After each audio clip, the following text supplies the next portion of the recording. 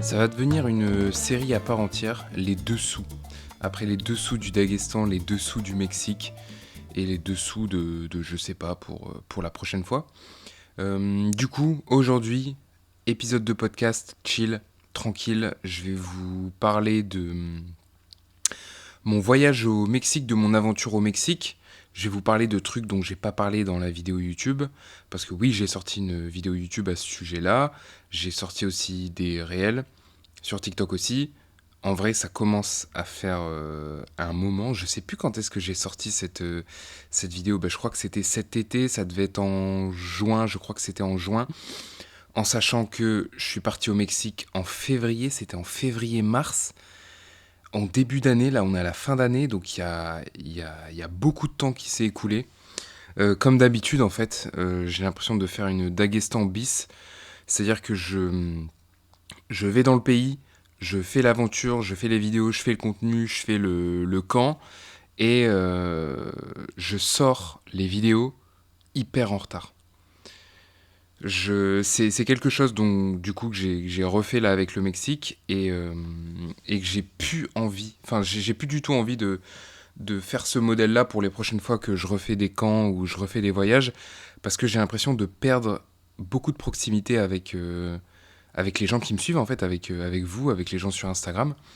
Parce que quand je fais le camp, par exemple là quand j'étais au Mexique, je me retenais de poster des stories, même je postais pas de stories, alors que j'avais envie de partager l'aventure en temps réel. Et du coup je l'ai pas fait, j'ai pas fait de story. Les réels, quand je travaille sur les vidéos pour Instagram, il y a un petit côté aussi où je suis pas trop motivé et je mets toujours beaucoup de temps à me mettre à l'écriture et au montage après le voyage, parce que je suis plus dedans en fait. J'ai la tête ailleurs, moi j'ai envie de passer à autre chose, de faire autre chose. Et en fait, ça me demande un effort de me dire, ok, allez Polo, tu retournes sur ça alors que ça s'est déjà passé. T'as plus cet enthousiasme de partager en temps réel avec les gens. Donc, ouais, en fait, c'est une situation dans laquelle j'ai plus envie de me retrouver. La prochaine fois que je refais un camp, un voyage, même si ça me demande plus de travail sur le moment, comme ce qui s'était passé en Thaïlande, parce que je faisais le camp et en même temps je mettais des stories et je sortais les réels, je préfère, parce qu'il y a une vraie proximité et je suis toujours dans la hype, dans l'action en fait. Donc je préfère monter, je préfère écrire à ce moment-là. Après, le soufflet est un peu retombé et je manque de motivation et je suis pas autant dedans dans l'écriture et dans le montage. Donc peut-être que ça joue aussi en fait sur la qualité des vidéos que je vais faire. Enfin bref, ça c'était le petit point. Le petit point là, déjà le premier point par rapport à mon voyage au Mexique. Donc je vais vous parler un peu de tout. On va parler du Mexique, on va parler de la boxe forcément.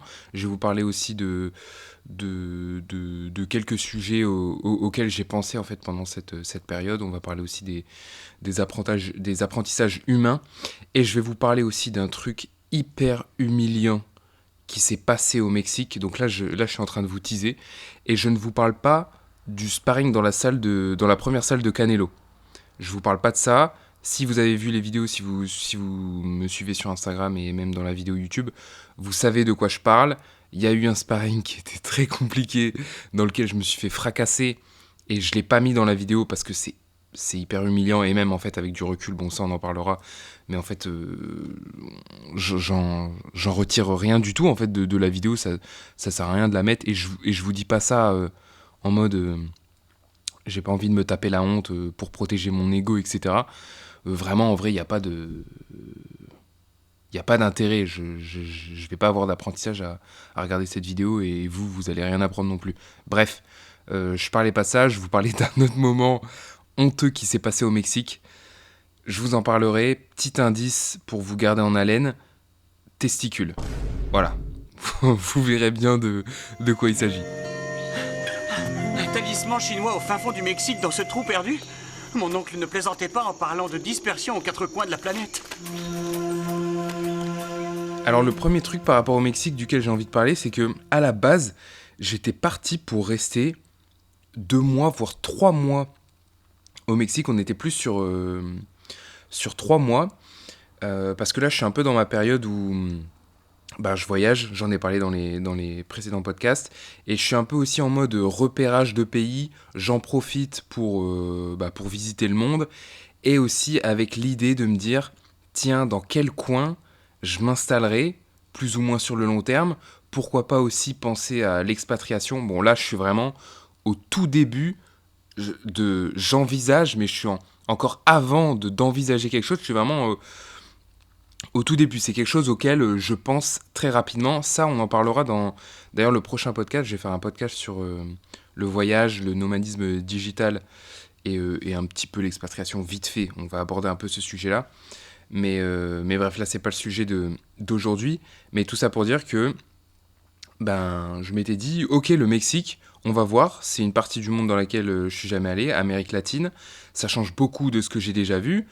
On va voir, je vais y rester longtemps et voilà. On verra comment est le pays. Et si j'ai envie d'y rester plus longtemps, d'y retourner, peut-être de m'installer, j'en sais rien. Donc à la base, je devais y rester 3 mois. Et en fait, très vite, bon, spoiler, je suis resté qu'un mois. Très vite, les premiers jours, au Mexique, j'ai une sorte de. Comment on appelle ça? Putain, j'ai plus le mot. De révélation, où en fait, je me dis, mais Paolo, en vrai, 3 mois dans ta vie, ça passe vite. 3 mois, c'est le quart d'une année. Dans ta vie, t'as à peu près, on va arrondir 80 années. Ça passe vite, c'est beaucoup de temps. Est-ce que t'as vraiment envie de rester 3 mois, le quart d'une année, à un endroit comme ça, dans lequel t'as pas eu de coup de cœur directement, t'as pas forcément d'attache, t'es pas attaché à la culture, c'est pas... moi, la culture d'Amérique latine, c'est pas... Ça m'attire pas vraiment. Et en fait, je me suis dit, non. En fait, là, si j'ai 3 mois dans ma vie, j'ai plutôt envie de les passer dans des endroits où j'aime trop être. Donc, soit l'Asie ou la France. Autant rester avec ma famille, avec mes proches.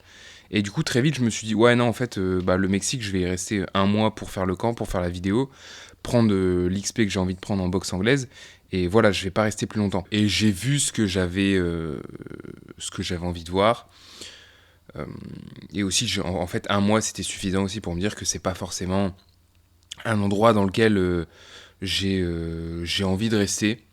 Parce que je suis pas attaché à la culture en Amérique latine. La langue, l'espagnol, c'est pas une langue qui m'intéresse. On passera pour le Mexique.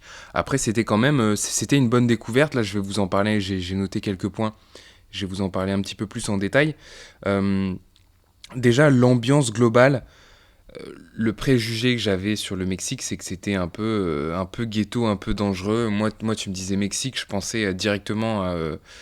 en fait, quand tu sors, à tout moment, il y a une voiture qui s'arrête juste à côté de toi, des mecs qui sortent avec des flingues, qui te kidnappent, et en fait, qui vont t'ouvrir le ventre pour récupérer tes organes et les revendre.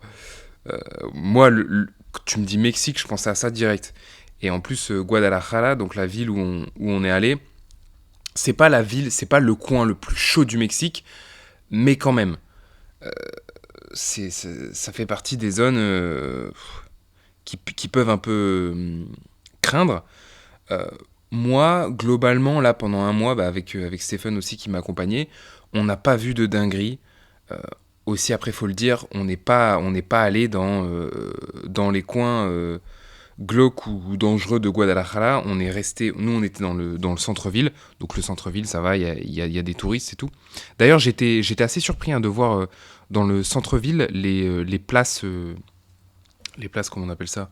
Les grandes places, le centre-ville, quoi.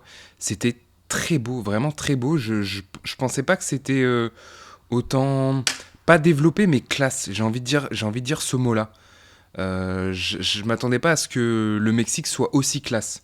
Et ces places-là étaient très classe. Et aussi, autre chose qui m'a surpris au niveau de l'architecture, on était dans un quartier qui était hyper mignon, où toutes les, toutes les maisons étaient colorées.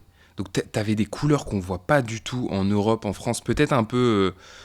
si, dans le sud de la France, tu vas avoir, surtout à Nice où j'étais, t'as des maisons qui vont être jaunes, oranges. Et là, en fait, t'avais du bleu, t'avais du jaune, mais vraiment du bleu bien clair. Et les maisons étaient de cette couleur-là. Donc j'ai trouvé ça super beau. Euh, Vraiment très beau. Et bref, tout ça pour revenir à la dangerosité et est-ce que ça craint le Mexique. On n'est pas allé dans des endroits bizarres, donc on n'a pas vu de, de trucs bizarres. Moi, à aucun moment là au Mexique, j'ai ressenti le danger ou j'ai senti que j'étais pas en sécurité. Après, on n'est pas sorti le soir non plus, mais voilà, c'est pas quelque chose que j'ai ressenti. Après, quand même, ça j'en avais parlé dans un réel, d'ailleurs qui a explosé, il a fait je crois 700 000 vues, où je parlais de notre première impression au Mexique, où quand on est arrivé à Guadalajara en taxi, en fait sur la route à un moment il s'arrête à un feu et dans ce coin-là, sur les poteaux, t'avais des affiches partout d'enlèvement. Donc ça fait un peu flipper et ça confirmait le préjugé que j'avais que ouais bah au Mexique en fait apparemment il y a beaucoup d'enlèvements. Et quand j'avais fait ce réel aussi, donc comme je vous ai dit, il a fait énormément de vues, donc il y avait pas mal de touristes aussi dans les commentaires. Et il y avait des personnes qui disaient ouais, en, en disant des trucs comme ça, en montrant des trucs comme ça, tu participes à la diabolisation du Mexique, à donner une mauvaise image du pays. Ouais, mais bon, enfin, j'expliquais juste ce que je voyais et mon ressenti par rapport à ça. Et je sais pas, il y a des gens qui se sont un peu enflammés. Je pense que c'était des gens qui aimaient bien le Mexique et je les comprends aussi. Quand il y a un pays que t'aimes bien, quand c'est ton pays et qu'il y a plein de préjugés dessus et à chaque fois que des gens pensent à ton pays, ils pensent à ces trucs-là, alors qu'il y a plein d'autres belles choses dans ton pays, ça peut être chiant, mais voilà, moi, j'avais pas de mauvaises intentions dans ce réel, hein, j'expliquais juste ce que j'ai vu, et à un moment, si t'arrives à un feu où il y a que des affiches de personnes qui se sont fait enlever, bon, c'est pas un hasard, c'est que le truc existe vraiment. Donc voilà, je pense qu'il y a cette partie du Mexique aussi qui est sombre, que je n'ai pas vue. Donc voilà, après ça, ça rassure aussi peut-être sur le fait que bah, quand t'es touriste, quand tu restes dans des lieux touristiques, tu vas pas t'aventurer dans des coins bizarres. En vrai, le Mexique, il n'y a pas de problème, tu peux y aller tranquillement. Euh, D'ailleurs, il y a même il y a une ville au Mexique, c'est Cancun, qui est très touristique. Et il y a énormément de personnes qui vont là-bas, même des nomades digitaux qui s'installent là-bas. Donc voilà, le Mexique, c'est pas non plus la zone complète. Il y a pas mal de gens qui s'expatrient là-bas au Mexique, qui voyagent, qui vivent un peu des nomades digitaux. À Cancun, bon, je connais pas du tout ce coin-là. Je crois que c'est près de la plage. Mais bref, voilà. Après, autre point, la nourriture au Mexique. Alors moi, je me suis régalé. Là, je vous parle pas forcément de manger à l'extérieur, mais je vous parle de manger chez soi. J'ai mangé comme un Mexicain. En même temps, je suis allé dans des supermarchés mexicains, donc il y avait la nourriture mexicaine, les produits mexicains. Et il faut savoir que eux, ce qui est intéressant, c'est que la base de leur nourriture, de leur repas, c'est les tortillas, donc les sortes de... Bon, vous savez ce que c'est, je ne vais pas vous expliquer ce que c'est des tortillas. C'est des genres de crêpes, mais salées. En fait, c'est la base du tacos. On parle des tacos mexicains, pas des French tacos. Après, en vrai, il y a aussi des tortillas pour les French tacos. Et en fait, c'est la base de tout. Avec les tortillas, tu vas faire des tacos, tu vas faire des quesadillas, tu vas faire quoi d'autre? Et je me rappelle plus. Je me rappelle plus, ils ont quoi comme plat? Mais en fait, à chaque fois, c'est à base de ça. Ils vont mettre de la viande, différents types de viande. Ils vont mettre des haricots dedans. Ils vont mettre du fromage pour les quesadillas. Bah, les burritos aussi, c'est avec ça, hein. Juste, du coup, ils roulent les tortillas. Et du coup, dans les supermarchés, t'as ça, mais de toutes les forces, de toutes les formes. Farine complète, farine low carb, hyper protéinée. J'avais vu, il y avait ça. Farine de maïs. Bref, t'as toutes sortes de tortillas. Et ils en vendent en gros paquets. Du coup, moi, à chaque fois, j'achetais ça. Et après, en fait, tu te régales. Tu mets ce que tu veux dedans. Moi, je me faisais tous les jours, je mangeais ça, donc avec du bœuf haché. Je cuisais ça avec, tu fais tomate, oignon. Après, t'avais quoi? Maïs. Je mangeais aussi énormément de maïs. Là-bas, ils mangent beaucoup de maïs. Je rajoutais ça dans mes tortillas. Et forcément, avocat aussi. Les avocats, ils étaient vraiment pas chers là-bas. Et j'ai jamais mangé autant d'avocats de ma vie. Donc là, j'ai fait le plein en bonne graisse là-bas. Je mangeais un avocat par jour. Et pareil, je le mettais dans les tortillas. Tu mets ton maïs, tes haricots rouges. Je mangeais ça tout le temps. Je me régalais. Et ce qui m'a choqué aussi, bon, ça, c'était l'autre cliché que j'avais, on entend tous ça sur le Mexique, c'est ouais, au Mexique, le Coca-Cola est moins cher que l'eau. Est-ce que c'est vrai? Roulement de tambour. Eh ben ouais, j'avais même fait un réel où je calculais, en fait, on était dans une petite... c'est quoi? Je crois que ça s'appelle Oxxo, c'est leur... un peu comme 7-Eleven, ils ont aussi des 7-Eleven, mais il y a une autre branche, c'est Oxxo, des magasins ouverts 24 heures sur 24, où tu as tout dedans, un peu comme justement les 7-Eleven en Asie. Et j'avais fait un réel où je filmais, je regardais le prix d'une bouteille de Coca et les prix des bouteilles d'eau, et c'était vraiment moins cher. En plus, là-bas, leurs bouteilles de Coca, quand tu vas dans les magasins, c'est des bouteilles genre de 2 litres, 2 litres 5. C'est des trucs, c'est des bonbonnes, le bordel. Et je m'en rappelle, je crois qu'on avait ça en France, il y a longtemps, quand j'étais petit, je me rappelle des grosses bouteilles de Coca, et je crois que c'est interdit. Maintenant, c'est interdit, le maximum, je crois que c'est même pas 1 litre 5, les plus grosses bouteilles de Coca, c'est 1 litre 25. Et ça fait bizarre quand tu compares, parce que c'est vrai que maintenant, les bouteilles de Coca-Cola en France, elles sont petites. Au Mexique, mais laisse tomber, c'est énorme le truc. Et en fait, ce réel, j'ai pas sorti parce que... bah, je sais même pas pourquoi. Je crois que j'ai zappé de le mettre. Et je me suis dit, ouais, en fait, ça c'est un réel qui va faire beaucoup de vues, ça va attirer plein de touristes et il va avoir des messages, ça va me casser les couilles. Du coup, je vais pas le sortir. Mais ça aurait pu être drôle.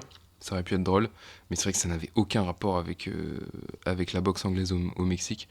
Mais je voulais le faire juste pour faire des vues, mais en fait c'est trop d'inconvénients, ça sert à rien de faire beaucoup de vues sur un réel comme ça, du coup je l'ai pas fait. Et ouais, pour reparler du coca et même un peu plus des fast-food et de la nourriture au Mexique, avec Stéphane, à un moment on est allé dans un fast-food, je crois que c'est Carl Junior. J'en avais entendu beaucoup parler, en bien, parce que c'est vrai que bon, les États-Unis, en termes de chaînes de burgers, de fast-food, il y en a des tonnes et des tonnes qu'on connaît même pas en France, et des trucs largement mieux que McDo, parce qu'il faut qu'on se le dise, là je vais dire les termes, mais McDo, c'est surcoté.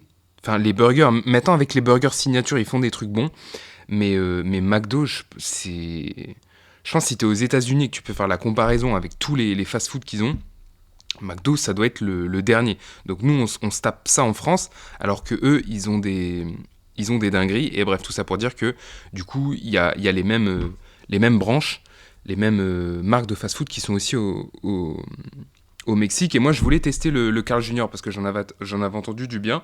Donc on y va. Je sais plus ce qu'on se prend en menu. Mais en tout cas, les burgers étaient vraiment excellents. Et encore une fois, si tu compares à McDo, mais ça n'a rien à voir. C'est du bon burger. Bien gras, mais c'est du bon burger. Et en fait, ce que j'avais vu aussi, c'est que, là, on va parler des boissons. C'est un scandale. Au Mexique, les boissons... Moi, je crois que j'avais pris une bouteille d'eau. Parce que, voilà, flemme d'avoir des calories vides. D'ailleurs, même maintenant, je trouve que c'est... En fait, quand tu vas dans un fast-food, je trouve que ça sert à rien de prendre des frites et une boisson. En fait, tu vas juste te prendre des calories vides pour pas forcément plus de plaisir, du goût et quelque chose de raffiné. Autant se prendre le burger, tu goûtes le burger, le bon burger, et là, tu te régales et t'as pas des calories inutiles comme celles dans les frites ou dans les sodas. Bref. Et du coup, je regardais les tables autour de moi. Donc, t'avais plein de familles mexicaines. Et les sodas, en fait, le minimum, c'est 1 litre. Ils sont énormes. Les gobelets, ils sont énormes. C'est 1 litre. Je sais pas si vous vous rendez compte. Pour eux, c'est normal. Pour nous, mais c'est n'importe quoi. À quel moment tu vas te prendre 1 litre de coca dans ton repas? Je crois que le coca, c'est quoi? C'est 30 calories au 100 millilitres. Ça veut dire que déjà dans ton repas, tu te mets 300 calories de coca dans la gueule. Déjà, t'as ça. Après, tu rajoutes les frites, le burger, les sauces et tout. Donc, en fait, à partir de là, tu comprends pourquoi le Mexique, c'est le pays où il y a je crois que c'est ça, le pays où il y a le plus obèses dans le monde, avec ce genre d'habitude. Les bouteilles de coca de 2 litres partout qui coûtent que dalle. Dans les fast-food, en fait, à chaque fois que tu vas manger dehors, en fait, c'est ça. À chaque fois qu'ils vont manger dehors, ils se rajoutent 300-500 calories de soda. Donc tu m'étonnes, en fait, qu'ils sont obèses. Et même, en général, c'est quelque chose que j'ai vu à l'apparence des Mexicains, mais il n'y en a aucun qui est en forme.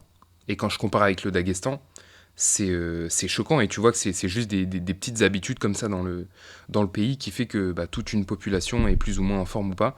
Et le Mexique, ouais, c'est choquant. Ils sont tous gras, ils sont tous gros, ils ont tous du bide, ou pas forcément du bide, mais en fait très gras. Souvent, on peut le voir chez les femmes, en tout cas c'est ce que j'ai vu au Mexique, c'est qu'elles vont pas être grosses, mais en fait tu vas voir, des fois elles avaient, je sais pas, on voyait leur ventre ou quoi, parce qu'elles avaient des croc-tops, ou bref, on voyait leur ventre, et en fait tu vois qu'elles sont pas grosses, mais c'est juste qu'il y a un voile de, je sais pas, c'est de la rétention d'eau, de gras, de je sais pas quoi, mais en fait qui est autour de leur abdomen. Et bref, et je dis pas ça... Enfin, je suis pas en mode critique. Bon, après, je devrais même pas me justifier, mais je crois que je suis trop gentil, j'ai pas envie de blesser les gens. Bon, de toute façon, je pense pas qu'il y a des Mexicains qui m'écoutent. Mais c'est juste, c'est intéressant, en fait. Moi, c'est plus au niveau de la sociologie, des habitudes de consommation, tout ça. Moi, c'est ça que je trouve intéressant. Parce que du coup, c'est des petits changements, des petites habitudes chez eux, dans leur société, qui font qu'ils sont comme ça, en fait. Et à part les boxeurs que j'ai vus dans la salle de Canelo, là, la première salle de Canelo, ben ouais, non, ils sont pas du tout en forme, les Mexicains. Autre chose, il y a... en fait, j'ai un pote mexicain que j'avais rencontré pendant mon échange universitaire à Taïwan, et je lui avais dit que j'allais passer au Mexique. Lui, il était toujours à Taïwan, il est toujours à Taïwan depuis ce temps-là, donc ça fait quoi? Ça fait 5-6 ans. Et bref, je lui ai dit que j'allais au Mexique et tout. Il m'a dit, où est-ce que tu vas, machin, nan. Je lui ai dit Guadalajara. Et donc, Guadalajara, c'est dans c'est quoi? C'est un état, la région, je crois qu'on dit comme ça au Mexique. Donc, c'est pas Jalisco, hein, pour les hispanophones, je vais faire un petit effort, on va pas dire Jalisco. Il dit, ouais, les filles de ce coin-là, c'est les plus belles de mon pays.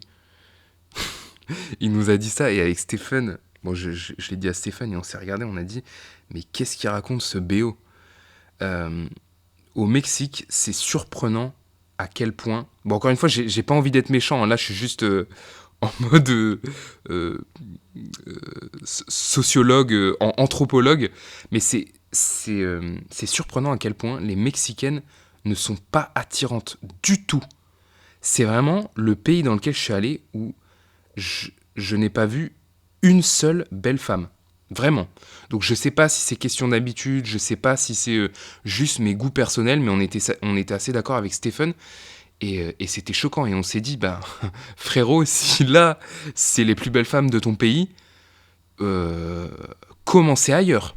Après, je me suis dit, peut-être que quand t'es natif d'un pays, t'es un peu biaisé sur la beauté des femmes, des habitants, juste parce qu'en fait, t'as l'habitude d'être à leur contact et de les voir tout le temps, c'est un peu ta norme, en fait. Peut-être qu'il y a de ça, parce que moi, par exemple, j'ai jamais été attiré par les femmes asiatiques. Enfin, je les trouve pas forcément belles, ou alors, en fait, il faut que ce soit vraiment des très belles femmes.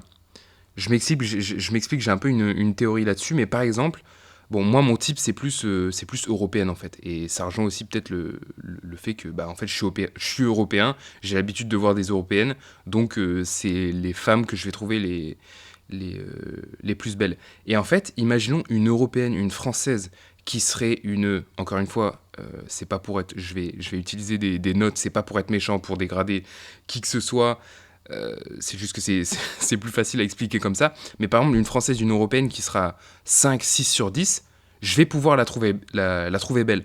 Mais une Asiatique, une 6 sur 10, ça va être très compliqué. Pour que je la considère belle, il faudrait qu'elle soit 8, 9 sur 10. Tandis qu'une Française, une 5, 6, je peux carrément la trouver belle. Et depuis que là, je suis en Asie, en fait, je crois que, vu que je vois beaucoup d'Asiatiques, beaucoup de femmes asiatiques partout dans la rue, vu que je suis en Asie, peut-être que j'ai appris à voir leur beauté, et du coup, je les trouve plus jolies, et je comprends leur beauté. J'arrive à voir ce qui est beau chez elles. Donc ça rejoint un peu la théorie de peut-être que, en fait, tu trouves beau les gens quand ils sont tout le temps autour de toi et que tu les vois tout le temps. Et à partir de là, tu commences à comprendre, à voir leur beauté et à les trouver beaux et à ton goût. Peut-être que c'est comme ça, mais bon, moi du coup, j'aurais pas le temps de... J'ai pas eu le temps de m'habituer à ça au Mexique et je crois que ça prendrait beaucoup trop de temps. Les anciennes pyramides, le deltaplane, les churros. Le Mexique, c'est vraiment trop cool, Jackie. Bon, avant de passer où on va parler du camp, de la boxe anglaise, tout ça, j'ai envie de parler un peu de mes apprentissages humains de ce voyage au Mexique. La première chose, c'était une discussion que j'avais eue avec Stephen. Déjà, il faut savoir que là, ça faisait longtemps que j'avais pas vu Stephen, et pour moi, c'est toujours un régal de le voir, de passer du temps avec lui et de discuter avec lui. Parce que Stephen, dans mon entourage, c'est le mec avec qui j'ai les discussions les plus stimulantes, les plus intéressantes, les plus intelligentes, celles qui me font débloquer en fait, ou qui me débloquent des trucs dans mon cerveau, parce que c'est le mec dans mon entourage le plus intelligent que je connaisse, un des mecs les plus intéressants, donc j'adore toujours être avec lui. Et ouais, en fait, c'est un peu comme ces mecs sur Internet. Moi, pourquoi j'aime Internet ? Parce que j'ai accès à des gens, je peux écouter des gens qui ont des idées de fous furieux, qui ont des visions du monde de fous furieux, qui ont des modes de vie complètement hallucinants et qui te font remettre beaucoup de choses en perspective. Et en fait, avec Internet, j'ai accès à ces personnes-là, je peux les écouter. Et c'est pour ça que je dis merci Internet, parce que sinon, j'aurais peut-être jamais accès à des dialogues comme ça, à des conversations comme ça dans ma vie de tous les jours. Parce que, en fait, avec Internet, on a l'impression que tous les gens sont comme ça, sont intéressants, ils ont des idées révolutionnaires et tout. Mais en fait, quand tu reviens dans la réalité, tu te rends compte que c'est pas du tout la norme. Et en fait, tous les gens qui sont autour de toi, ils sont normaux et c'est pas forcément des génies ou des gens qui vont te faire réfléchir. Donc on a beaucoup de choses avec Internet, mais bref, en fait je dis ça parce que du coup avec Stephen, c'est des conversations de ce niveau-là et il me donne des idées de ce niveau-là quand je suis avec lui, et c'est un mec que je connais en vrai, et c'est pour ça que je dis que ça me fait plaisir de l'avoir vu. Et en fait, au tout début du camp, je crois que c'était le deuxième jour d'entraînement, Manu, donc Manu, je vais dire Manu là dans ce podcast, c'est mon coach, Ricans aussi, hein, que vous pouvez voir sur les réseaux, que vous avez peut-être vu dans mes vidéos, et lui même poste du contenu depuis je sais pas combien d'années sur la boxe, donc vous voyez sûrement qui c'est, et du coup je vais l'appeler Manu là dans ce podcast. Il nous a amené faire une rando. Du coup on allait faire une rando, je crois que c'était un matin, ça nous a pris toute la matinée. Et la rando, c'est vrai que c'est aussi un moment, je pense, qui est propice à la discussion, aux discussions profondes, à la réflexion, surtout quand t'es avec quelqu'un, que tu marches avec quelqu'un.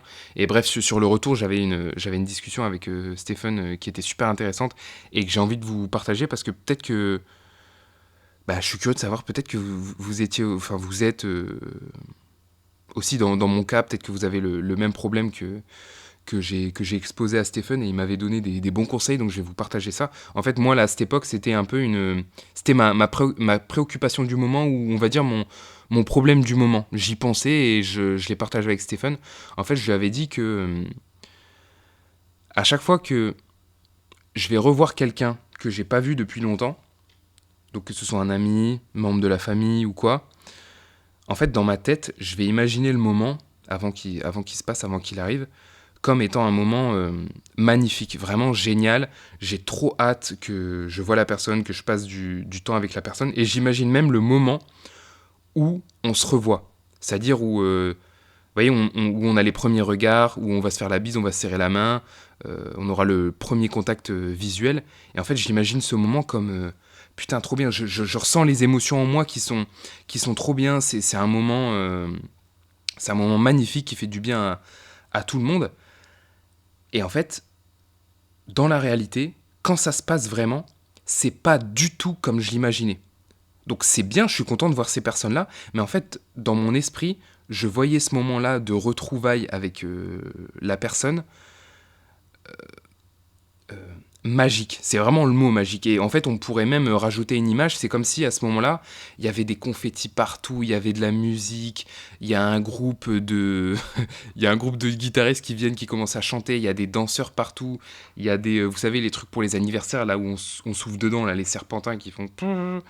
Des gens avec des bonnets d'anniversaire, des confettis partout, des pétards et tout. Bref, le moment est magique. Ça, c'est dans ma tête, ça se passe comme ça. Et en fait, quand je rencontre la personne, c'est juste normal. Donc il y a pas d'explosion de joie, il n'y a pas de forte émotion, de trucs comme ça. Je sais pas si vous me suivez quand j'explique ça. Mais bref, en gros, tout ça pour dire qu'il y avait il y avait un gros décalage entre ce que j'imaginais quand je revoyais une personne, un proche, et la réalité. Et j'étais déçu. Même si je suis trop content de voir la personne, en fait, je suis déçu parce que je m'attendais à un moment magique. Et ça m'arrive tout le temps depuis quelques années maintenant. Et du coup, je ressentais une certaine tristesse après.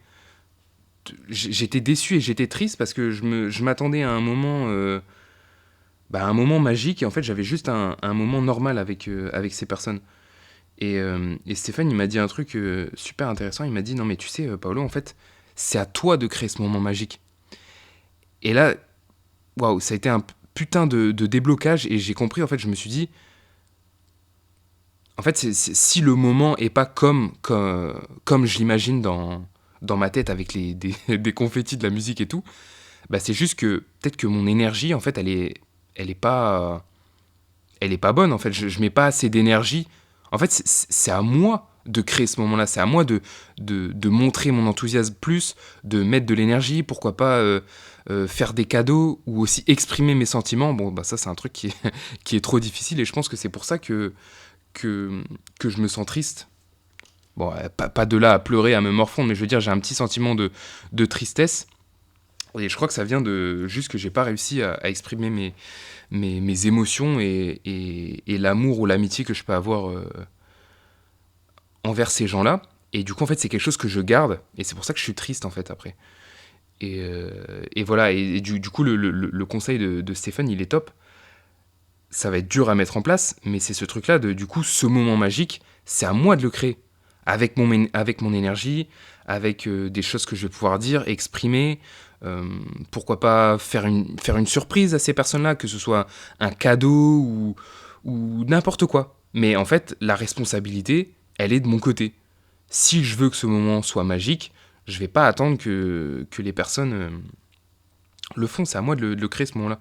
Parce que si ça se trouve, elles sont très bien comme ça. Et le problème, c'est juste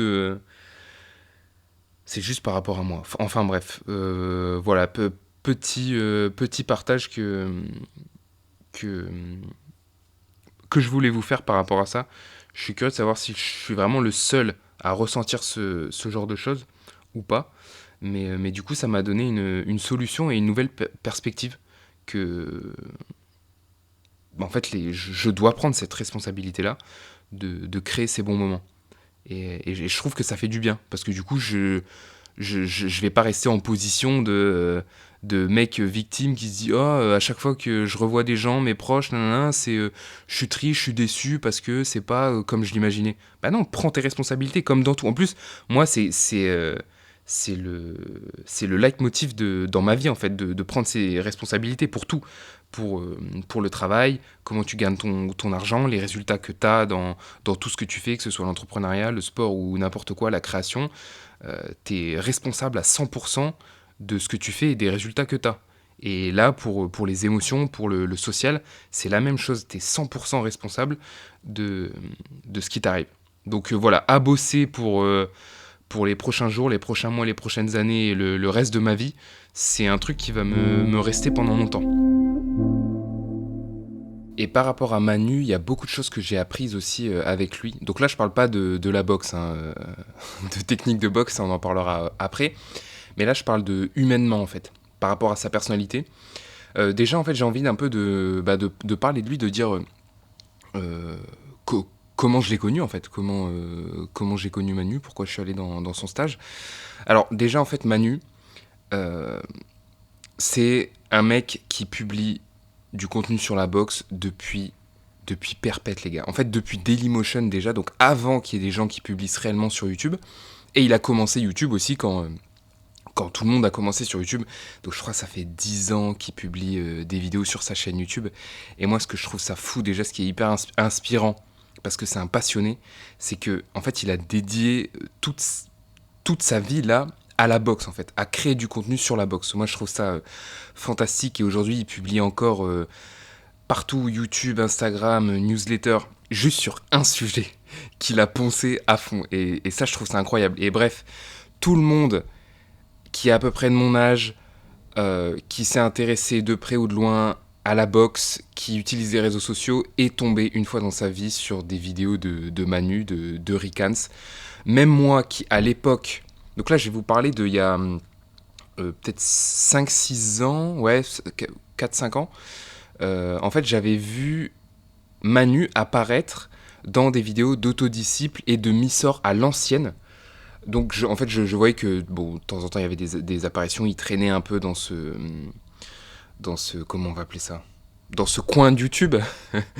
Et en fait, j'ai déjà vu dans ces vidéos-là, j'ai peut-être regardé vite fait une de ces vidéos, mais comme je m'intéressais pas du tout à la boxe à cette époque-là, j'ai pas regardé son contenu. Mais je savais qu'il existait, et je savais que c'était un mec de la boxe, et de temps en temps, sur ton fil, tu vois passer des photos de Ricans. Si t'es un tout petit peu intéressé à la boxe, même de très très loin, tu vois qui c'est Ricans. Et comme, donc en début d'année, là, après quoi d'ailleurs, après...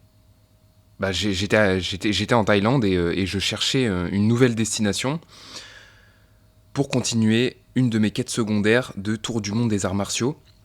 Et moi, ce que je voulais, c'était de la boxe, pied-point ou juste de la boxe, parce que, bon, je sais plus si je l'avais déjà dit, mais en fait, j'ai plus envie de me concentrer sur ça et de progresser sur le striking plutôt que d'aller faire du JJB, de la lutte ou autre chose. Donc, je cherchais un stage de boxe, je faisais mes recherches. Je vous avoue que moi, la première direction dans laquelle je suis allé à cette époque-là, c'était Cuba. Je voulais aller à Cuba pour faire de la boxe, je cherchais des stages et tout. Et bref, ça c'est pas... Je sais même plus pourquoi en fait je suis pas allé là-bas. Peut-être trop de contraintes, de je sais plus pourquoi, enfin par rapport à quoi, mais en fait j'ai fini par tomber sur le contenu de Manu. Et bah oui, bah c'était sur Instagram et je voyais qu'en fait il était au Mexique et il proposait un stage de boxe au Mexique. Donc je me suis dit, bah, parfait, c'est un Français, on se suivait déjà sur les réseaux, boxe anglaise nickel, Mexique nickel, vas-y, bah je vais faire un stage de boxe avec Manu. Donc c'est comme ça que j'ai décidé de faire ça. Et oui, résultat, du coup je rencontre Manu, personnalité super intéressante, déjà parce qu'il a un mode de vie très cool, très stylé, avec lequel je résonne beaucoup parce qu'en fait c'est juste un mec qui est passionné par un truc, qui crée du contenu, il voyage, il fait ses stages, il en a fait au Brésil, là c'est au Mexique, il fait son argent sur internet, donc de là où il veut, il vend ses programmes de boxe, il organise ses camps, à côté il crée du contenu, il fait du sport, il fait de la boxe, enfin la, la vie parfaite quoi, pour moi, c'est vraiment la vie parfaite. Enfin, c'est sport, ça mêle sport, business et création. C'est trop bien. Donc, s'il devient intéressant, euh, pas comme tout le monde, hein, tout le monde n'a pas ce style de vie. Et moi, je raisonne beaucoup, comme c'est le mien, je raisonne beaucoup avec des gens qui sont comme ça. Et à part ça, humain vraiment très très cool, très très bon. Il a vraiment un bon fond, c'est un bon gars. Au niveau de la pédagogie aussi. En fait, ce que j'aime bien avec lui, c'est que j'avais dit dans ma vidéo, c'était un guerrier et un poète parce qu'il a toujours des métaphores, des analogies pour la boxe qui sont ultra imagées et en fait qui te font comprendre directement ce que tu dois comprendre avec la boxe. Et ça, j'adore. C'est un mec qui est doué avec ses points, mais aussi avec les mots. Et c'est ça que je voulais dire aussi par rapport à sa passion à la boxe et qui fait que c'est un individu super intéressant. C'est que il a tellement poncé le sujet que, en fait, son expertise et l'intérêt qu'il a, c'est pas juste par rapport à l'aspect technique de la boxe. C'est qu'en fait, il a pensé la boxe. J'ai dit, il a poncé la boxe, mais il a aussi pensé la boxe. Quand tu lis ses contenus sur Instagram ou même dans ses newsletters, en fait, je connais personne qui crée du contenu sur Internet par rapport à la boxe qui va aussi loin. Mais je vous parle pas de la technique, je vous parle de tout ce qu'il y a autour. En fait, la philosophie de la boxe, c'est sa philosophie. Enfin bref, si vous connaissez pas son contenu, vous arrêtez pas forcément à ses vidéos, lisez aussi ce qu'il fait. Et moi, je trouve ça super inspirant et impressionnant à quel point il a dédié sa vie à un sujet, à quel point il est allé en profondeur avec ça. Et vous savez, moi, je suis un peu comme Cell dans Dragon Ball Z. C'est-à-dire que dès que je vois quelqu'un de puissant, j'ai envie d'absorber sa puissance. Bon, là, on va pas parler de puissance, de super pouvoir, de force, mais on va parler de traits de personnalité, qualité chez un être humain. Dès qu'en fait, je rencontre quelqu'un et que je vois des qualités chez lui, que j'ai envie de faire mienne, j'ai envie de les absorber, comme celle dans Dragon Ball Z, pour l'intégrer et de l'avoir avec moi. Et en fait, Manu, j'ai un truc que j'admire beaucoup chez lui, qui peut être une qualité comme un défaut, mais comme moi, en fait, je suis l'inverse, je trouve que c'est une qualité et c'est quelque chose que j'aimerais avoir un peu plus chez moi. En fait, Manu, c'est un mec qui est très chill et qui a pas de pression par rapport au futur, en fait. Il pense pas trop au futur. Et du coup, ça fait qu'au quotidien, il est assez relax. Et moi, c'est ce que j'ai vu et c'est ce que j'envie un peu et c'est ce que j'ai envie de prendre un peu pour moi, équilibrer ma personnalité de ce côté-là, parce que je suis plutôt quelqu'un d'angoissé avec le futur, même si angoissé, c'est un grand mot, mais on va dire, je me soucie beaucoup du futur. J'ai envie de prévoir le futur, j'ai envie de le contrôler au maximum, de savoir ce qui va se passer. Et parfois, ça peut foutre un peu de l'angoisse et du stress. Et quand j'ai vu ça chez Manu, je me suis dit, waouh, mais en fait, il est tellement détendu par rapport au futur. Et il imagine pas plein de scénarios catastrophiques, des trucs qui pourraient mal se passer. Et je me suis dit, ça, c'est quelque chose que j'aimerais bien développer un peu plus chez moi, absorber. Et notamment par rapport à l'organisation. Là, par rapport à l'organisation du camp, en fait, il y a un moment au tout début, je me disais, putain, mais... moi, ça me stressait un peu parce que je voyais que le camp, il n'était pas organisé au poil de cul, au millimètre près, à la seconde près. En fait, limite pour moi, dans l'idéal, quand il y a un événement, j'aime bien quand limite, tu me sors un planning avec jour par jour, heure par heure, avec des lieux précis, tout ce qui se passe à la seconde près, limite. Pour moi, un événement qui est bien organisé, c'est un événement comme ça. Et en fait, avec Manu, je me suis rendu compte que c'était pas obligatoire que quelque chose soit organisé au poil de cul pour que ça se passe bien, en fait. Parce que je l'ai vu, en fait, le camp, par rapport aux entraînements, aux activités qu'on faisait, c'était beaucoup au feeling. Ouais, c'est ça, au feeling, ça se faisait en organique, on décidait entre nous, un peu au jour le jour ou la veille. Et moi, au départ du camp, ça me stressait beaucoup, parce que j'ai pas l'habitude de travailler comme ça. Et en fait, ça challenge un peu ce côté chez moi qui a envie de tout prévoir le futur et que tout soit carré, organisé tout le temps. Et là, je me suis rendu compte que... En fait, j'étais obligé de voir ça en face de moi, que c'est pas organisé à la seconde près, et pourtant, ça se passe très bien. Donc, il n'y a pas de quoi stresser. Tranquille, Paolo, ça va bien se passer. Et du coup, je me suis dit, mais en fait, ça, je pourrais aussi l'intégrer dans ma vie. Et du coup, j'ai décidé d'être moins organisé. Depuis là que j'ai fait le camp avec Manu, c'est un truc que je me suis dit. Bon, j'ai pas fait de plan précis sur comment ça va se passer dans ma vie tous les jours, mais c'est plus à chaque fois dans mon quotidien, je vais prendre un peu des décisions comme ça en me disant, lâche un peu du lest sur l'organisation des choses. Des fois, tu peux laisser un peu plus le feeling faire les choses, que les choses se font en organique, que tout n'a pas besoin d'être super précis au niveau de l'organisation. Donc voilà, je décide d'intégrer un peu ça dans ma vie parce que, comme je vous l'ai dit, moi je suis plus à l'extrême et j'ai l'impression que la solution, elle se trouve plus dans l'équilibre. L'organisation, c'est bien, c'est important, mais si ça te fout trop de stress et que ça t'angoisse, que ça te prend la tête, je pense que c'est le signe qu'il faut un peu plus lâcher du lest. Donc voilà une qualité que je cherche à absorber chez quelqu'un cette année, que j'ai absorbé j'essaie d'appliquer ça un peu plus dans ma vie. Voilà, c'est une des qualités que j'ai envie de faire mienne cette année.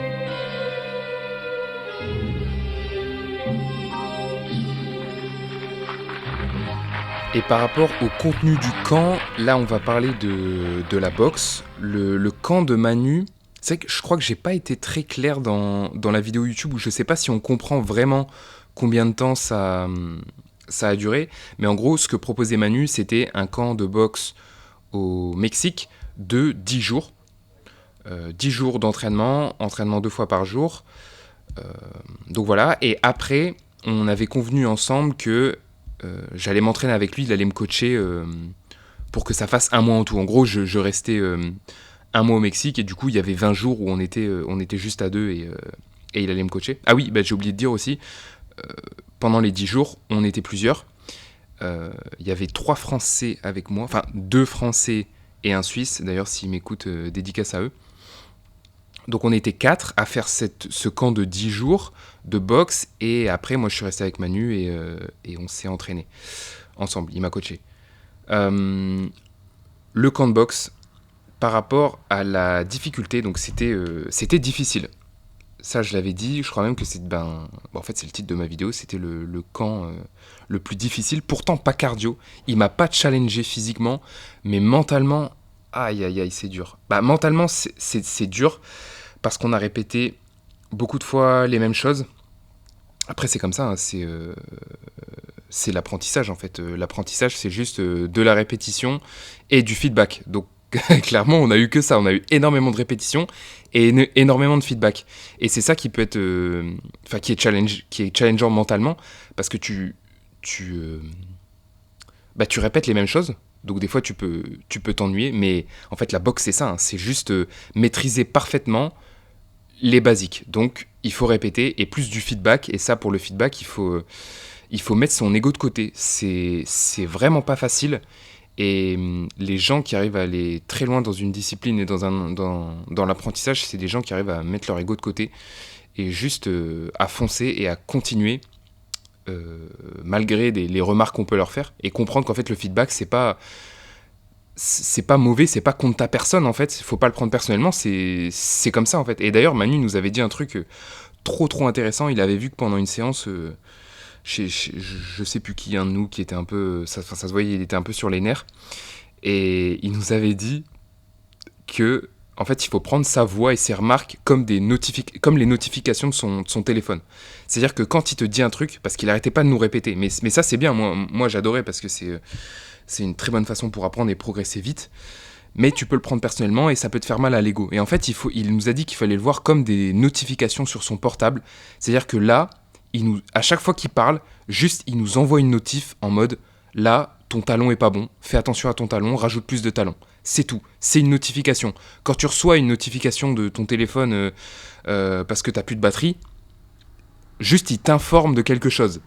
Faut pas le prendre personnellement. Et là, c'était pareil pour la boxe. Il nous informait que là, il y avait quelque chose qui allait pas. Et je trouvais ça super au niveau pédagogie, parce que du coup, lui, ça lui permet de continuer à nous faire tout le temps des feedbacks. Et nous, de notre côté, ça nous rappelle qu'il faut pas qu'on le prenne personnellement. Donc ça, trop fort.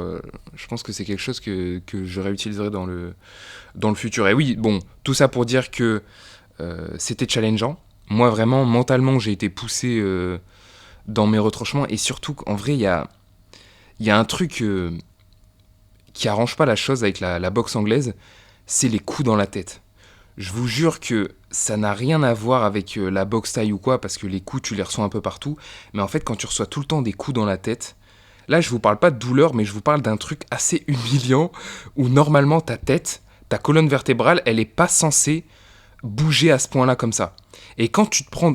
En fait, c'est ça, quand tu te prends des coups dans la tête, même si ça fait pas mal, il y a un truc hyper humiliant et déstabilisant qui fout la rage.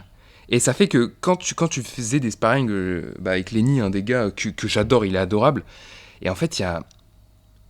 quand il t'en met dans la gueule, t'es en mode, putain, vas-y, t'es énervé, en fait. Pas forcément contre lui, un peu contre toi. Enfin, c'est trop bizarre, parce que tu peux pas détester la personne avec qui tu t'entraînes, parce que humainement elle est super sympa, et juste en fait tu t'entraînes, donc forcément tu vas t'en prendre dans la gueule. Mais voilà, en fait il faut garder son sang-froid et une attitude zen, et ça c'est pas facile du tout. Et quand tu rajoutes à ça toutes les notifs de Manu qui nous disaient ouais, là il manque ça, il manque du talon, du talon, plus de hanches, nanana. En fait, pendant les entraînements, tu pètes des câbles, surtout qu'il y en avait 2 par jour. Des longs entraînements, voilà, mentalement, c'était hyper challengeant. Et ça fait que ce qui s'est un peu retranscrit dans la vidéo, j'ai voulu montrer ça aussi. Et ça s'est vu de toute façon dans ce que je disais, c'est que j'étais pas... c'était pas des vacances, quoi. J'étais au Mexique, mais c'était pas des vacances. C'était difficile, c'était chiant. Après, ça veut pas dire que c'était pas bien. Hein, quand t'es un adulte, tu comprends que c'est pas parce qu'il y a quelque chose qui est difficile et peut-être répétitif que c'est nul. Non, c'est comme ça que t'apprends, en fait. Si tu veux progresser dans un domaine, surtout quand tu fais un camp intensif, parce que voilà, là c'est un camp intensif, en fait il faut t'attendre à ce que tu vas en chier. Et notre champion sans combat, sans victoire, El Toro Fuerte.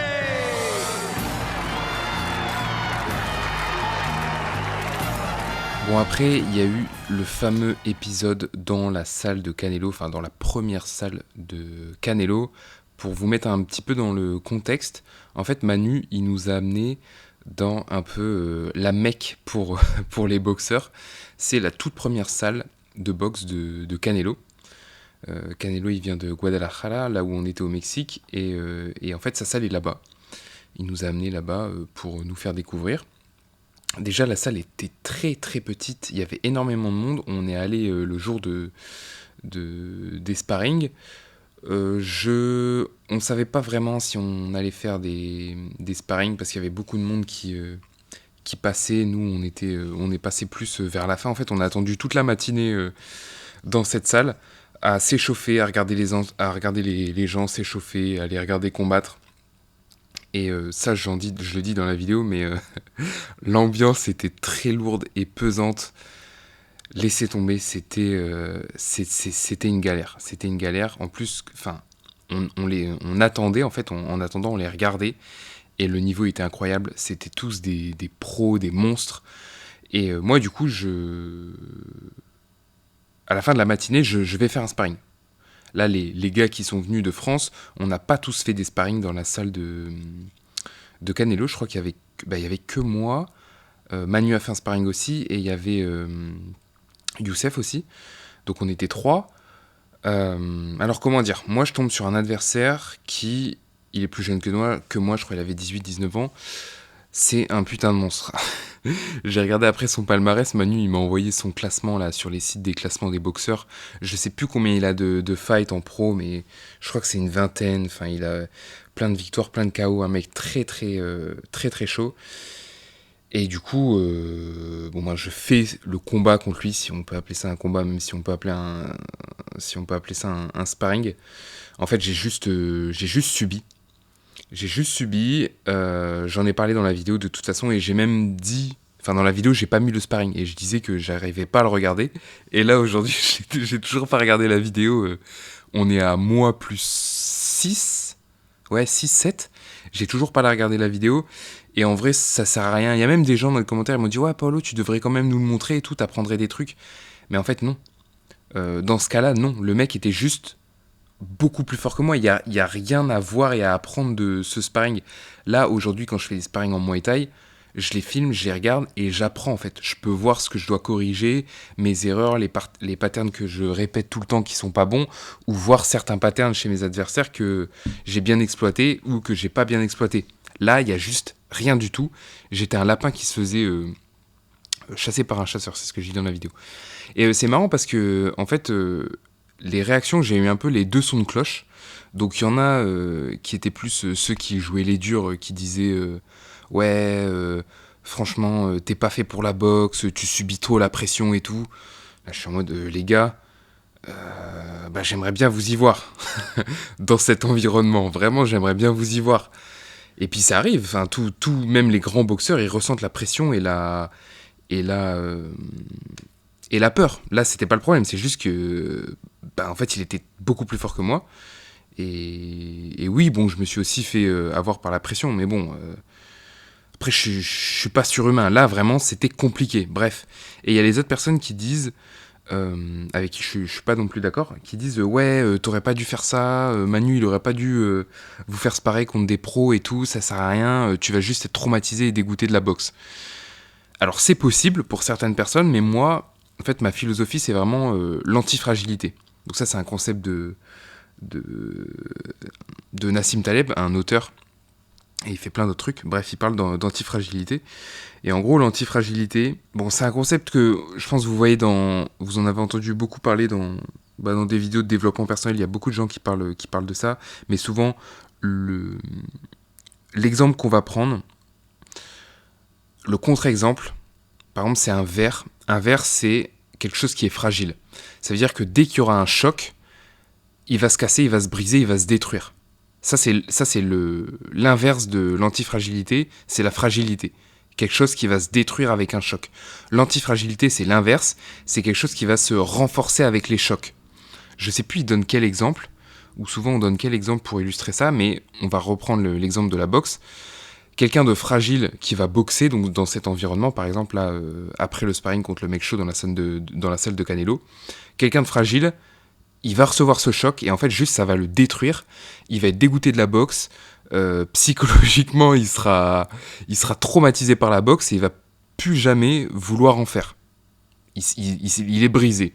Quelqu'un d'antifragile, donc moi c'est la philosophie que j'applique à la boxe, c'est chaque choc, chaque chose difficile qui va m'arriver, chaque bourbier que je vais rencontrer, ça va m'endurcir. Et en fait, c'est vraiment un shift à avoir dans son mental quand tu vas faire des sparring, et c'est ça qui m'aide aussi beaucoup maintenant à avoir de moins en moins peur dans les sparring, c'est de voir chaque situation compliquée comme quelque chose qui va me renforcer. En fait, je vais devenir plus fort avec ça, parce que je vais apprendre. Déjà, je vais augmenter ma tolérance au stress, au coup, à la peur, et ça, en fait, mis bout à bout, ça fait que à chaque fois qu'il y aura des situations stressantes, elles seront de moins en moins stressantes pour toi.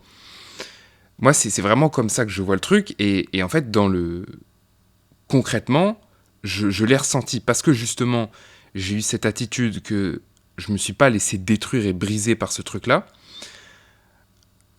Maintenant, quand je fais des sparring, je les trouve beaucoup plus faciles.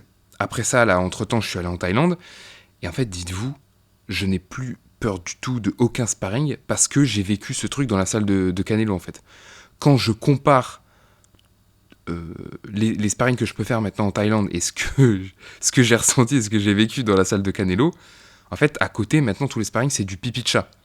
Donc c'est bien ce choc-là m'a renforcé. Aussi parce que j'ai décidé d'adopter cette attitude.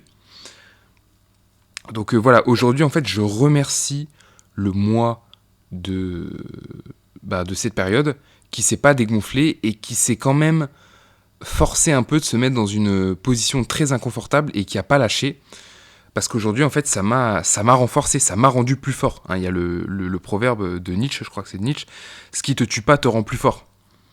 Et c'est la même chose avec l'antifragilité, en fait ça te construit et ça t'endurcit. Et je suis trop content, vraiment, même si sur le coup c'était pas facile. Franchement, c'était pas facile. Je suis passé par tout un tas d'émotions bizarres, des trucs pas agréables, mais aujourd'hui, je remercie le Paolo d'avant d'y être allé. Donc c'est pour ça qu'en fait, je suis pas d'accord avec les deux sons de cloche que j'ai eu sous ma vidéo, les durs à cuire, enfin les soi-disant durs à cuire qui disent t'es pas fait pour la boxe parce que t'as stressé, tu t'es laissé bouffer par la pression, et les autres qui disent non, t'aurais pas dû faire ça. Si, en fait, il faut se mettre dans des situations difficiles pour augmenter son antifragilité. En tout cas, moi, c'est ma vision des choses aujourd'hui, et je dis ça parce que j'en ai fait l'expérience, je l'ai vécu, et je vois à quel point ça m'a aidé aujourd'hui pour ma boxe. Et aussi pour répondre un peu aux gens qui disaient « Ouais, c'est débile, tu vas juste être dégoûté de la boxe, ou tu vas rien apprendre à faire des sparring comme ça contre des pros, et Manu, il aurait pas dû faire ça. » En fait... d'un côté, c'est vrai que à ce moment-là, quand j'étais sur le point de faire le sparring, j'avais pas envie de le faire. parce que je savais que j'allais rien apprendre. Et en fait, le truc qui m'a fait y aller et pas dire « Oh non, ça sert à rien, je vais pas faire le sparring aujourd'hui et tout, vraiment, je vais rien apprendre. Le mec est juste beaucoup plus fort que moi. » Parce que j'aurais pu réagir comme ça, c'était le plus sage. Parce qu'au final, j'y suis allé, j'ai fait le sparring et j'ai rien appris.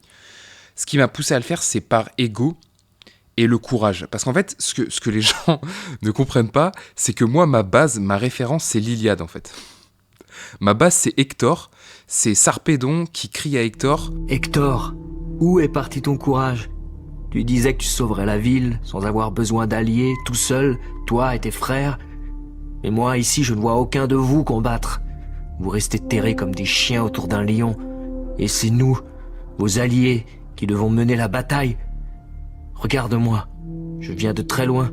Je n'ai rien ici que les Achéens pourraient me prendre et emporter. Et pourtant, j'encourage mes soldats pour qu'ils défendent Énée et se battent contre Diomède. Alors que toi, tu ne bouges pas, tu n'ordonnes pas à tes hommes de résister. Vous finirez par être la proie de vos ennemis, vous et votre ville. Quand je rouvris les yeux, je vis Hector sauter de son char et brandir ses armes et appeler les siens à la bataille. Les paroles de Sarpédon avaient mordu son cœur. Ce fut lui qui ralluma l'âpre bataille. Les Troyens se lancèrent enfin contre les Achéens. Ma base, c'est Hector qui va quand même se battre contre Achille et qui va finir par mourir. Et il sait très bien à ce moment-là qu'il va mourir. Et il y va quand même. Parce que c'est son devoir et parce que c'est un putain de mec courageux. Enfin, pour moi, c'est un exemple. Et c'est pas pour rien que cette scène, en fait, elle est tatouée sur ma cuisse. Et à un moment, si je suis logique, je l'ai tatoué parce que c'est mon idéal. C'est quelque chose que je trouve très fort et ça représente le courage. Et je dois être logique. Si c'est mon idéal, je dois chercher à l'incarner. Et c'est pour ça que j'y suis allé quand même si c'était débile. Juste là, il y avait un moment où je devais prouver mon courage. Je peux pas faire faux bon. C'est tatoué sur ma peau. C'est un idéal que je dois honorer. J'étais obligé d'y aller. En fait, je suis tellement matrixé par l'Iliade et comme je vous ai dit, c'est ma base, c'est ma référence pour tout, pour beaucoup de choses. Il y a beaucoup de scènes qui m'inspirent, dont celle-là. Donc, je dois y aller. Je dois incarner mon inspiration. Après, c'est vrai que là, c'est mon travail de cette année. C'est de prendre un peu de recul sur le courage. Parce qu'en fait, il y a un gap très très fin entre le courage et la connerie. Et ça, c'est, comme je vous dis, c'est mon travail de cette année. Parce que si je m'écoutais, pour le courage, je pourrais faire beaucoup de conneries, je pense. Et c'est pas bon. C'est pas bon. C'est bien d'être courageux, mais il y a une limite à pas franchir où ça devient de la connerie, où il y a trop de risques inutiles et tu fais juste ça par ego et pas pour les bonnes raisons. Et ça, c'est quelque chose que j'essaie de comprendre et de jauger cette année. Là, ok, c'est bon, je me suis assez prouvé de fois que j'étais courageux. Maintenant, il faut que j'ajoute un petit peu plus de sagesse. Et c'est ça, que je comprenne des fois que ça sert à rien. J'ai pu à me prouver certaines choses. Et là, il faut juste agir avec sagesse. Parce que à être trop fonceur et à jurer que par le courage, je vais finir par me griller, par me cramer ou pire en fait. Je peux me retrouver dans des situations pires. Et le truc dont j'ai pas parlé dans la vidéo, et là j'ai envie d'en parler, on va faire une petite section sur ça, c'est l'équilibre maître et étudiant dans sa vie. En fait, quand j'ai fini ce sparring, j'étais un peu frustré pour la première fois d'être débutant dans une discipline et d'être face à quelqu'un dont la boxe, c'est toute sa vie en fait. Lui, c'était un expert en boxe et moi, j'étais frustré de me dire vas-y, j'en ai encore marre de me retrouver dans une discipline où je suis débutant. J'avais besoin pour mon estime de moi, enfin j'ai besoin en fait, c'est ce dont je ressens beaucoup en ce moment, d'être dans une zone que je maîtrise, dans quelque chose que je maîtrise. Et là, la boxe anglaise, en fait, c'était pas du tout le cas. Et c'est pour ça que là, je m'investis beaucoup plus dans le Muay Thai. Et d'ailleurs, je fais une petite pause sur mon tour du monde des sports de combat parce que j'ai envie d'aller plus loin avec le Muay Thai, d'aller plus loin dans la maîtrise en fait. De maîtriser un sport et pas d'être débutant partout.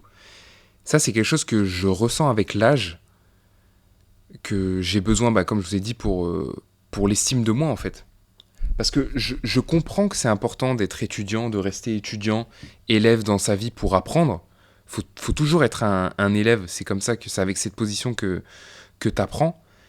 Et ça, j'ai toujours été. Mais maintenant, il me manque l'autre côté du truc, c'est passer plus de temps dans une discipline où je suis maître. Bon, maître, ça fait très... c'est un grand mot, mais je veux dire dans quelque chose que je maîtrise. Avec l'âge, je ressens le besoin d'avoir ça. Et un des seuls moments où je ressens vraiment ça, c'est quand je donne des conseils à des gens dans la création de contenu, parce qu'en fait, ça, c'est le sujet dans lequel je suis le plus avancé, où vraiment je sens et je sais que j'ai une maîtrise. Et par exemple, quand j'en parle, je peux apporter de la valeur aux gens par rapport à ça. Et ça me fait trop du bien.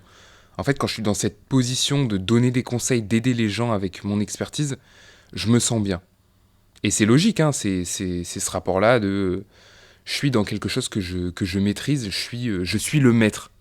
Tu vois, je peux enseigner. Et aujourd'hui, je ressens cette envie de... Ouais, peut-être d'enseigner, à la fois d'enseigner et à la fois d'aller plus profondément dans certaines choses, dans certaines compétences et disciplines, dont le Muay Thai. Hein, là, c'est pour ça que je m'investis plus dans le Muay Thai et j'ai envie d'aller chercher de la maîtrise dans le Muay Thai. Et en fait, ce mec-là, ce sparring-là, ce gars-là, m'a fait déclencher cette envie encore plus. C'est quelque chose que j'avais inconsciemment, et là, aujourd'hui, je l'ai de plus en plus. J'ai plus trop envie de me retrouver dans des situations où je suis débutant, parce que je l'ai trop fait. Je connais l'importance, mais moi, il faut que j'équilibre plus vers la maîtrise en ce moment, d'aller dans ce que je maîtrise le plus. Et sinon, ça me fait une bonne transition pour parler de mes skills de boxe. Ma progression en boxe, est-ce que j'ai progressé ? Alors oui, carrément, moi je sentais bien, bon là ça remonte à longtemps, mais je sentais bien à la fin du camp que j'avais compris beaucoup de choses par rapport aux frappes avec les poings. Avant de venir voir Manu, mes frappes ne partaient pas des jambes. Et c'est ça en fait qui est important en boxe anglaise. Il faut que les frappes sortent du sol. Et moi, c'est ça que j'avais besoin d'apprendre. Je l'ai appris. Bon, après, déjà j'ai appris la théorie. Je l'ai plusieurs fois ressenti. C'était pas à tous mes coups, à tous mes droits de gauche. Mais je commençais à bien le ressentir sur certains coups. Pas à chaque fois. Et ça, j'ai pu depuis, hein, vous doutez bien que j'ai pu le mettre en pratique. Donc je sens globalement que mes frappes se sont améliorées. Après, j'ai du mal et je peux pas vraiment tout retranscrire ce que j'ai appris en boxe anglaise dans la boxe thaï. Parce qu'en boxe anglaise, tu peux te permettre de un peu plus t'abaisser, de faire des esquives un peu plus larges, un peu plus bizarres. On dirait que c'est des esquives bizarres en Muay Thai. Parce qu'il y a des coups de genoux, il y a des kicks qui partent. Et même, en fait, tu peux pas être dans la même position en garde classique. C'est-à-dire, en garde, tu commences le combat. Ta garde, elle peut pas être pareille en Muay Thai qu'en boxe anglaise. Parce que tu peux pas avoir les mêmes appuis comme t'as les coups de pied en Muay Thai. Et du coup, il y a beaucoup de choses que j'ai dû enlever. Là, je vous parle aujourd'hui, on est à plus de 6 mois du camp. Au début, les premiers mois après le Mexique, quand je suis reparti en Thaïlande, quand on faisait des sparring en boxe anglaise, parce qu'il y a certains jours, en fait, dans certaines salles en Thaïlande, quand tu fais des sparring, il y a des jours où c'est des sparring en anglaise, c'est pas en Muay Thai. Et du coup, quand on faisait des sparring en anglaise, moi, j'étais en mode Manu Ricans. Je faisais exactement ce qu'il m'avait appris, donc beaucoup dans les mouvements comme ça, le transfert de poids. Donc je m'amusais bien en anglaise, mais après plus tard quand c'était les sparring en Muay Thai, c'est des trucs que je pouvais pas refaire en fait, c'est pas possible, je pouvais pas bouger comme ça. Donc voilà, il y a beaucoup de choses que j'ai dû mettre de côté, mais il y a quelques trucs que j'ai gardés et qui font qu'aujourd'hui je me sens beaucoup plus à l'aise sur les points, donc mission accomplie. Je suis très content, j'ai récupéré le talisman du taureau là au Mexique, qui me permet d'avoir des bonnes frappes. Et peut-être, en fait, à l'avenir, j'aimerais bien, pourquoi pas, refaire des camps en boxe anglaise. Là, je sais que j'ai un plan pour le Kazakhstan. C'est peut-être quelque chose qui se fera dans le futur. En plus, pour le coup, le Kazakhstan, là, ils ont le style soviétique, et moi, c'est un style que j'aime beaucoup, comme le style cubain. Et finalement, en fait, le style mexicain et le style de Manu, c'était les styles qui m'intéressaient le moins. Mais là, pourquoi pas, je suis ouvert, pourquoi pas plus tard à refaire un peu plus de boxe anglaise et à l'intégrer un peu plus dans ma boxaille, quoi. Je te rappelle qu'on est toujours à la recherche d'un talisman. Mais tu disais qu'il pouvait se trouver à des millions de kilomètres d'ici. Ou alors, pas loin, juste sous notre nez. Là, on va parler du moment croustillant que je vous ai teasé au début. En fait, Manu, il avait prévu, avec moi, à la fin du mois, d'organiser un sparring avec des Mexicains pour juger mon niveau, jauger mon niveau et pouvoir faire la comparaison. Et aussi parce que, à la fin du sparring contre le mec dans la salle de Canelo, il était un peu en mode, il me disait... je pense qu'il avait un peu peur que ça m'a dégoûté et traumatisé de la boxe, mais je lui ai dit que non, pas du tout. C'était difficile, c'était compliqué comme moment, mais ça va, je suis pas traumatisé, dégoûté de la boxe. Et en fait, il voulait vite me refaire faire un sparring pour que je reprenne la confiance et que je reste pas sur ce truc difficile et humiliant. Ça, c'était ce qui était prévu. À la fin des 10 jours de nos camps, enfin du camp de Manu, de notre camp. Et en fait, c'était prévu aussi, comme je vous ai dit, après les 10 jours intensifs avec les gars, moi, je fais juste des sessions de coaching avec Manu. Donc les 10 jours sont terminés, je crois que je prends 3-4 jours de repos, ça m'a fait du bien, et après, je fais quelques séances avec Manu en 1-1. Je crois que j'en fais 3. Et à un moment, il m'arrive un truc, les gars. En fait, putain, c'est trop gênant d'en parler. Mais vas-y, il n'y a pas de tabou entre nous, les gars, ça arrive, c'est la nature. Je chope une infection aux couilles. Alors, comment c'est arrivé ? Je vais rentrer un peu dans les détails, vite fait, pas trop, mais c'est juste pour que vous compreniez. Et en fait, cette infection m'a empêché de faire plus de cours avec Manu vers la fin du mois et de faire ce dernier sparring pour évaluer mon niveau et pour que je reprenne la confiance dans les sparring. En fait, c'est la première fois que j'ai ça. Mais je crois avec la chaleur, avec le fait que, je sais pas, je faisais beaucoup de sport et tout, en fait, j'ai eu un petit bouton normal à ce niveau-là, donc juste en bas des testiques. Et je sais pas, à un moment, avec le frottement, plus la sueur pendant le sport et tout, le bouton se perce, comme il se perce, bref. Et en fait, ça fait une infection. Et là, c'est le début des emmerdes. Au début, ça me fait bizarre, c'est gênant et tout, ça commence à faire un peu mal. Et en fait, au bout de 2-3 jours, les gars, c'est parti en couille, c'est le cas de le dire. Ça m'a détruit, ça me faisait trop mal. En fait, si vous voulez, à ce moment-là, je sentais que toutes mes terminaisons nerveuses, toutes les sensations, ce que je pouvais ressentir avec mon corps, c'était à ce niveau-là. En fait, les seules choses que je ressentais dans mon corps, c'était à ce niveau-là. Donc une brûlure. En fait, ça me brûlait tout le temps. Et j'avais plus aucune sensation vous savez, de toucher ou de l'air qui pouvait passer sur mes épaules, sur mon cou, sur mon visage. Toutes mes sensations étaient concentrées à ce niveau-là. Donc j'ai galéré, j'ai eu des nuits mais infernales. Je vais mettre dans des positions particulières pour que ça me fasse le moins de mal possible. Quand je devais marcher, déjà c'était une catastrophe, mais des fois je devais sortir déjà pour prendre l'air parce que je pétais un câble. En fait, je passais à faire beaucoup de sport je devais rester chez moi. J'étais avec Stephen, donc heureusement j'étais pas tout seul, mais je restais chez moi toute la journée. Et en fait, des fois je me disais putain, j'en peux plus, il faut que je sorte, vas-y, je vais aller au magasin acheter un truc.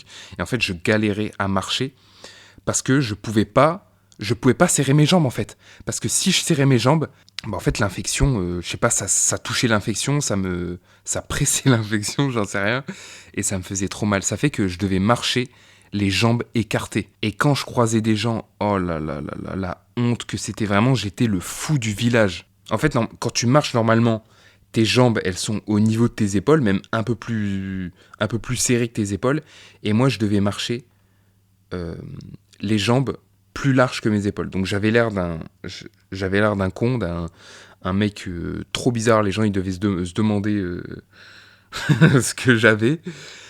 Et ce truc-là, bon, après, je suis allé chez le médecin, il m'a donné une crème, donc trop gênant. Pareil, je prends mon, comment dire, Google Traduction, j'écris tout en français, il me traduit en espagnol, donc j'explique que j'ai chopé une infection là. J'avais pris des photos pour montrer au médecin, à la dame de l'accueil. Donc j'étais là en train de montrer des photos de mes couilles à la dame de l'accueil et au médecin. Première fois que ça m'arrive, c'était assez gênant, mais bon, en fait c'est leur métier, hein. Je pense que des trucs bizarres ils en voient tout le temps. Donc il m'a donné une crème antibiotique. J'ai mis ça quelques jours. Ça s'est soigné, ça allait mieux. Mais ouais, putain, c'était pas joli à voir. Ça m'a fait super mal.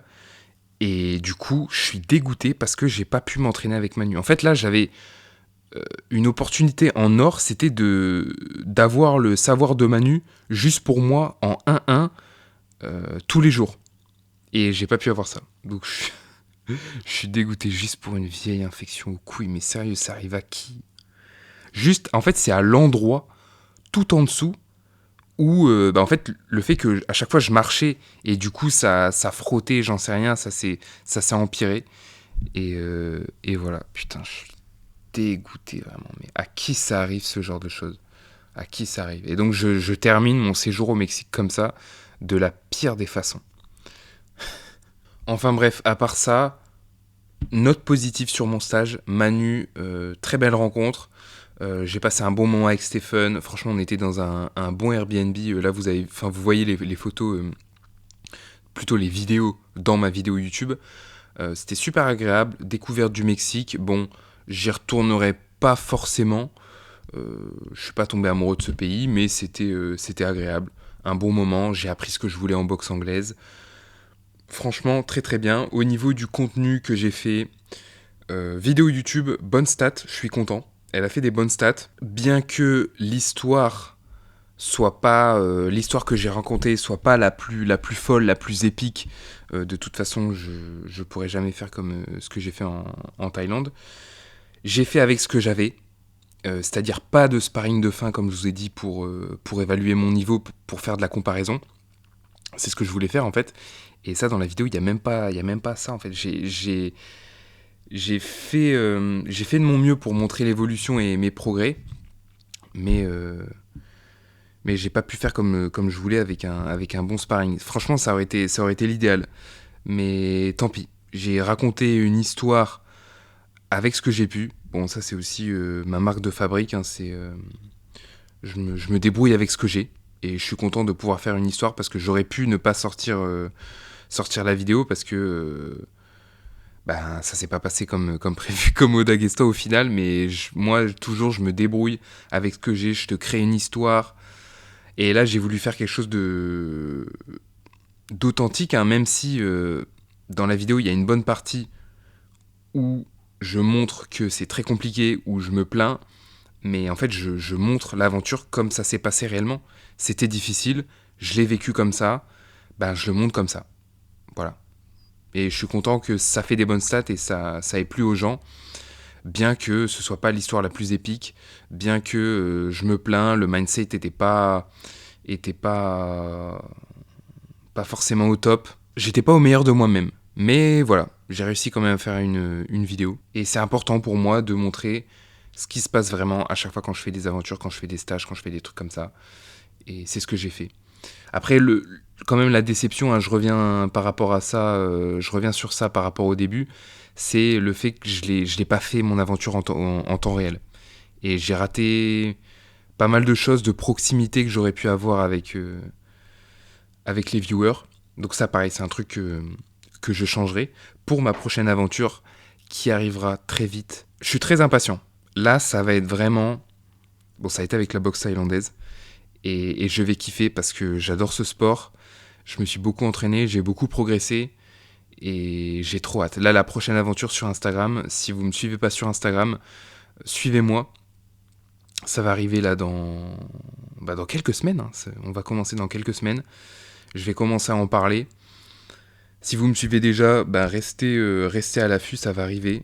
Et là, je pourrai en parler en temps réel. Il y aura une proximité, donc ça va être encore plus de kiff. J'ai trop hâte. Là, toutes les étoiles sont alignées pour que je passe un super moment, que je fasse du bon contenu et que je régale les gens.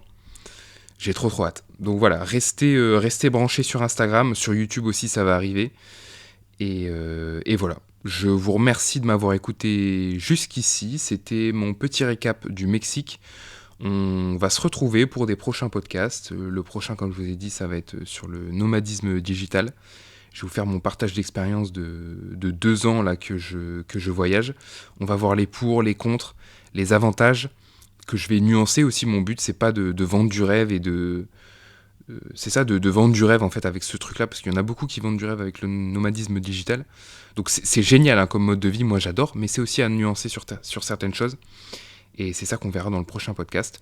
Je vous souhaite une excellente semaine, beaucoup de courage, de travail dans vos projets et de réussite. Et on se voit très bientôt. Allez, bis les gars.